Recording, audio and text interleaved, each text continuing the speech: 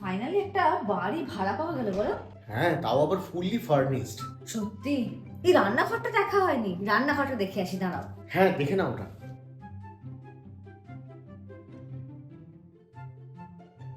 ই বাবারে কি অবস্থা!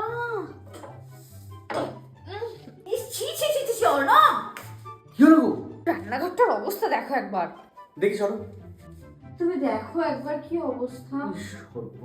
এই শোনো, তুমি এক্ষুনি বাড়িওয়ালাকে একবার ফোন করো। এতগুলো টাকা ভাড়া নিচ্ছে, তুমি বলে এটা পরিষ্কার করে দিতে পারো না?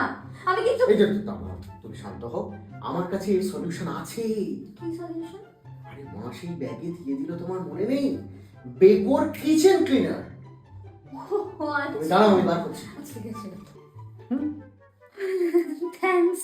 তবে তোমাকে না, তোমার মাকে। ও মাকে দিলি চলবে। তাহলে নাও, শুরু করে দাও।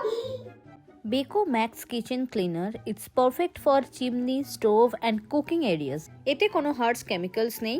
যে কোনো হালকা দাগের ওপর 30 সেকেন্ড আর যে কোনো জেদি দাগের ওপর 60 সেকেন্ড স্প্রে করে ওয়েট করার পর মুছে নিলেই অ্যাপ্লায়েন্স ইজিলি ক্লিন হয়ে যাবে।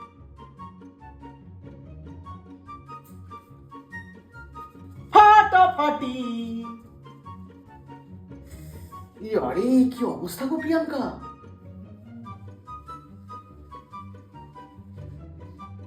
দেখ, এইভাবে পরিষ্কার করতে হয়। কি করছে তখন থেকে?